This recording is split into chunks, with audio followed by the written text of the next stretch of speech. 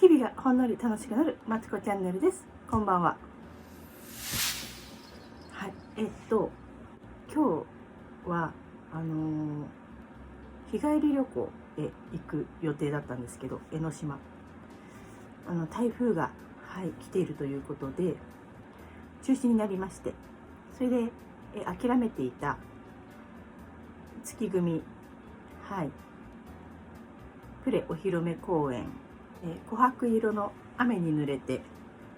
そしてショーの方ですね、こちらの、ライブ配信、ご自宅劇場にて、観覧することができました。ありがとうございます。そうですね、何度かこのチャンネルでは宝塚の話題をしているんですけれども、ご覧いただいている通り、私は南舞人さんに注目していて、南舞人さんが、この月組公演に参加しているということで、それも合わせて注目して、見ました。そうですね、だから宝塚をよく知らない人にも分かりやすくなるべく話したいんですけど、まただらだら喋らせていただきたいと思いますので、よろしくお願いします。ということで、今回の月組公演というのは、月組の、いつもしている宝塚のもう所有しているとか、宝塚大劇場とか東京宝塚劇場という宝塚専用の、劇場ではなくて、いわゆる全国ツアーと呼ばれているもので、本当に結構地方まで何日かずつこう行く、別箱公演というんですが、そういうのを、今月組はやっております。先の大劇場公演の7月ですね、こ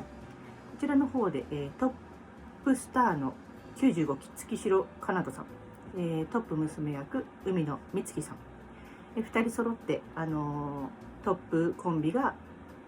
対談されたということで、新しいトップスター、トップコンビですね、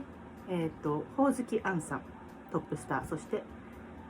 天志樹里さんトップ娘役さん、この2人が、真ん中に立つ舞台、初めての舞台、大劇場ではなくて、いわゆる先ほど言ったんですけど別箱公演ということで、プレお披露目公演という言い方をこのチャンネルでも以前お話はしたんですが、ほおずきあんさんですね、苦労人って言っちゃうと違うかなって感じはするんですが、さっきのね、さっきまでのトップスター月城かなとさんの横のもう絶対的エース的2番手として大活躍されておりました。で、月城かなとさんと私と母の推しの花組の柚塚玲さん、対談された。だから月城かなとさんと柚塚玲さんがもうほぼ同時期に対談されているんですが、2人揃ってね、スターダストに入っておりますので、前途洋々といったところでその2人同期でですね、何度も言ってるんですけど、95期という、もう鬼のように、トップスターを輩出しまくっている、鬼の95期なんですけれども、ほおずきあんさん92期ということで、月城かなとさんより上の、生徒さん、上級生ということになります。上級生が下級生のトップを送り出した上級生がトップになるっていうのはかなり珍しいことなんではないかなと思います。その間に他の組に行くこともなく、専科に行くこともなく、対談されることもなく、信頼と実績のトップスターと言っていいでしょう。今日の舞台を見て改めてほおずきあんというスターという、じっくり、見ることができました。台風の影響でちょっと雨音がすごくなりましたね。だからね、ライブビューイングにしろ、今日は市川だったんで、行かなかったとは思うんですけど、劇場だったとしてもお出かけがね心配な一日だったかと思うんですが、会場も結構お客さんがもちろんねびっしり入っていまして、大丈夫だったんだなと思って、そういう意味で私は今日はご自宅劇場で良かったなと思っております。私事はさておき、月し全トップさん、月篠かなとさん、海野美月さんコンビっていうのが何でしょう、落ち着いた雰囲気、ちょっとクラシカルな、月組のカラーというのを、私も感じたんですけど、私ね前回のフリューゲルしか見てないのでちょっと何とも知ったかぶりになっちゃうんですけど、月組さんの印象が今日も含めてなんですけど、大変落ち着きがありますね。本当に何でしょう、ちょっと題材もちょっと割と古典的な、もうさも宝塚ですみたいなパリを舞台にした、クラシカルなイメージのある、劇だったんですけれども、なんかねやっぱ普段私花組ばっかり見て、花組と星組が多いので雰囲気が全然ね違いますね。やっぱりなんだろうな、星組はやんちゃな、男役さん、ギンギラギンの男役さんに激しい激しい娘役、花組は、優しい男役と可愛らしい、キラキラキラっとした、娘さんっていうか娘役さん、月組は本当にね、なんだろうな、可愛いこぶらないというか、すごいすっきりしてる感じなんですよね。その男の人にそんなになんか絡んでいかないというか、こびっていうか、なんかね、それで月組の男役さんもそんなにギラついてないというか、非常になんかね優美というか、上品、そんな、礼儀正しいというか、そういう印象を、受けました。やっぱり同じ宝塚音楽学校出ても組のカラーというのがあるんだろうなという、それをねやっぱり感じましたね。なので月組のそうですね、バックハグの多さが異常っていうなんだろうな、こうキャーって言って抱きついたりとか、なんかベタベタしないので、最後の最後だけバックハグっていうダンスの終わり方とかすごい多くて、またバックハグだとか言って、またバックハグみたいな、それまでそんなにね接触もないのに急に最後だけバックハグとかねどうなってんのみたいな、なんかねそれも組カラーなのかなという感じはありました。 X で合間こう他の人の感想とかも見てたんですけど、トップコンビプレお披露目ということで、着任したばっかりなので、ぎこちなさというかそういうのもあるのかなと思いつつ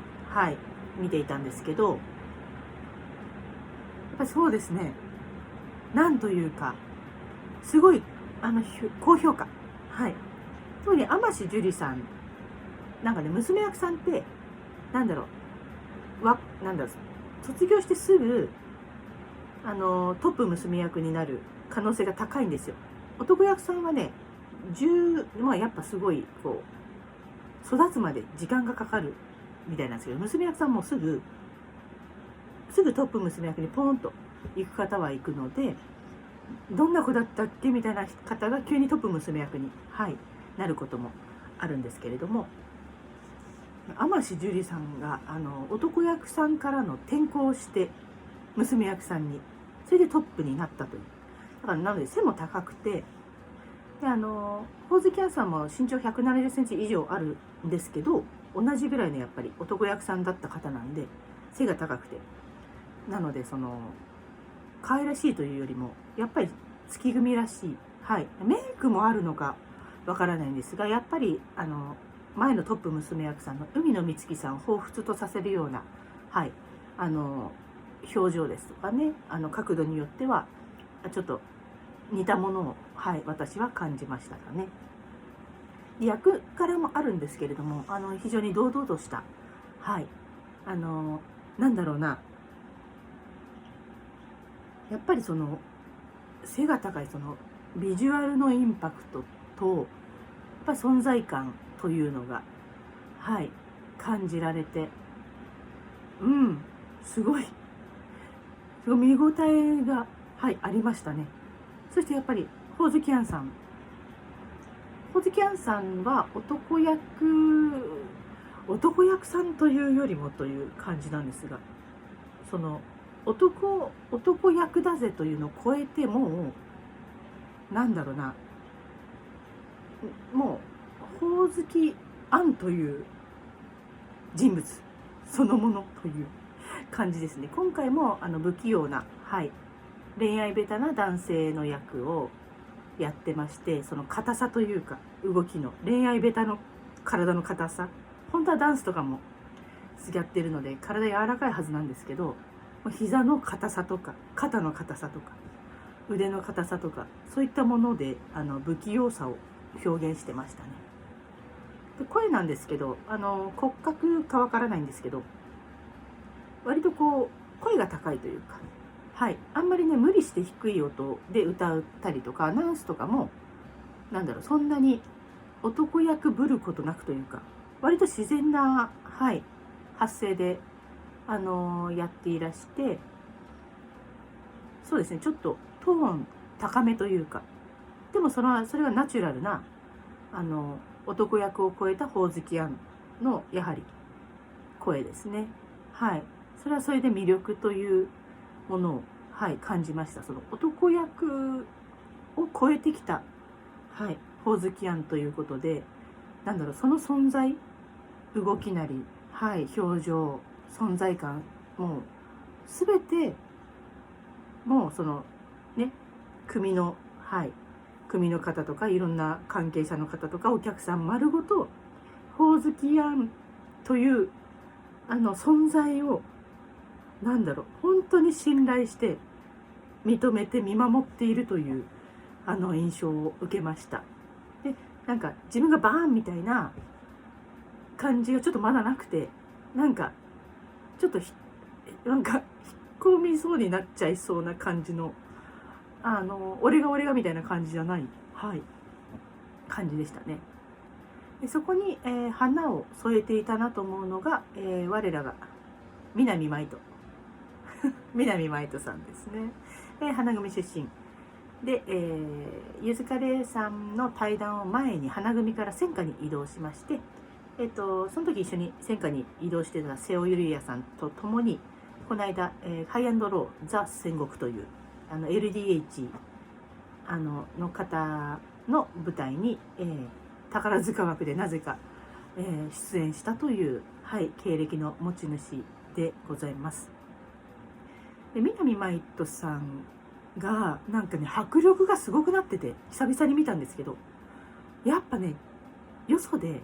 ぱり、LDH 要するザランペジの新宿で藤原樹を38回抱いた男役南舞人という経験がやはりね、伊達じゃないというか、もう培ったものでしか出せない空気感がすごくありました。花組でもバリバリやってた南舞人さんよりもさらにやっぱ男前が上がってるし、花男ならではの華やかさも持ってきたので、ほおずきあんさんも一回花組に行ったりされてるので、多分共演経験があるんですよね。だからちょっと親和性も高くて、すごくほおずきあんさんと南舞人さんの親和性が高かったです。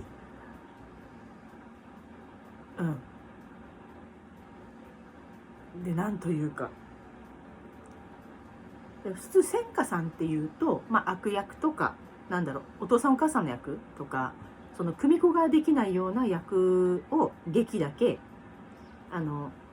役好きで手伝うというか、はい、そういう出番が多いんですけれども、南舞人さんは2番手格としての扱いで戦火から、だからね、私そういう例がねあったかどうか私には分からないんですけど、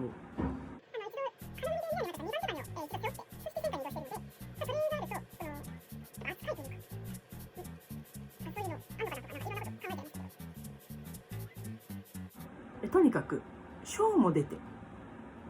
お芝居も2番手で出て、まあ、ポスターにもちっちゃくね、2番手格はポスターちっちゃく載るんですけど、ポスター出て、でショーも2番手の位置でずっと踊ったりなんだり、だから多分ね、その前のステージ、月城かなとさんがいたのと同じショーなんですけれども、その時にほおずきあんさんがいた2番手の位置でそのまま多分南舞人さんが入って、でショーを展開したんだと思うんですけど、千華さんでショーまでがっつり出るっていうこともあんまりあんのかな、わかんないですけど、結構千華ってこんな感じだっけっていう、なんかすごい重責というか、そんな感じでした。はい。でやっぱりなんだろうな、ほおずきあんさん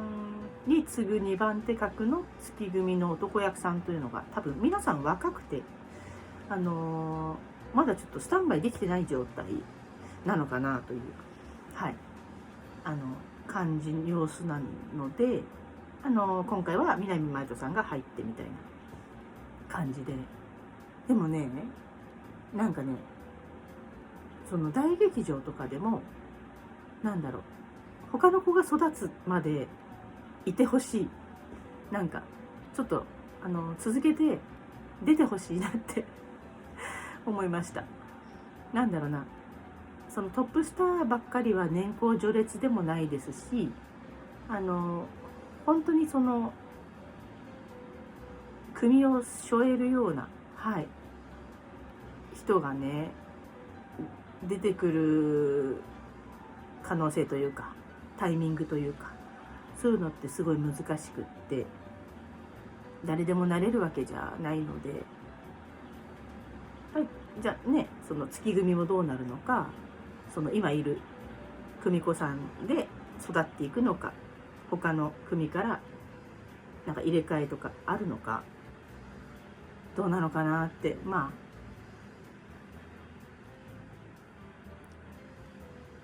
私には分からないことですあと気になるのが、まあ、千葉県ということで、本当にちゃんと千葉県の人が見に来たのかなっていう、そのまた谷町とかがチケットを全部こう管理して、その好きな人がいつも行ってるような人が席を埋め尽くしちゃったんじゃないのって、そのね邪推がちょっと否めないですけど、本当に遠くの方、もう本当に富山とかその宮城とかまで全国ツアーって行くので、地方の方もね、そういう宝塚に触れる機会がね少しでも多いといいかなと思います。で今はまあもちろん私のような、はい、ライブビューイング配信を見る、はい、ライトファンも増えていると思うので、はい、本当に時代に追いついてほしいと思います。一回もう本当にね、劇場行ってみたいです。ぜひチャンスをください現状本当にね、普通の人で見れないですよ。今のチケットの感じだともう多分一生見れないですね。組とかに入んないと組じゃないっけ、なんだっけ、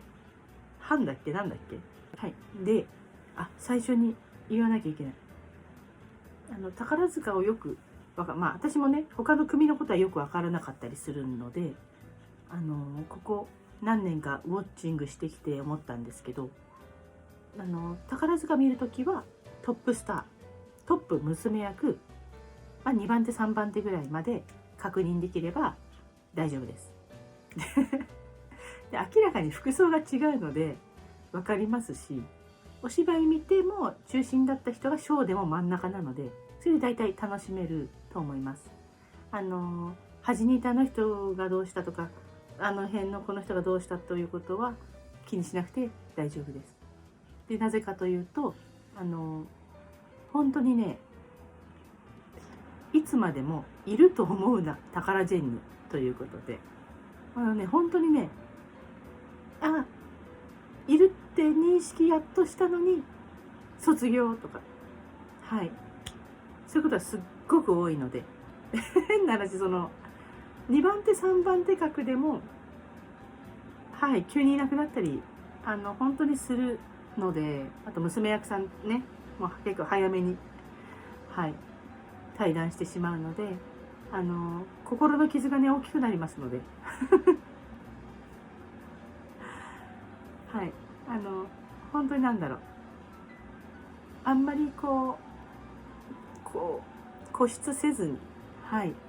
ふわっと見れたら楽しいなと思いますよということで、今日は急に見ることができた、月組、トップコンビプレお披露目公演、琥珀色の雨に濡れて、そしてグランド宝塚110だったかなの、ご自宅ライブ配信レポをお届けいたしました。ではまたの機会をお楽しみに。マツコティアンネル鳩ヶ谷のマツコでした。では鳩ヶ谷から失礼いたします。さようなら。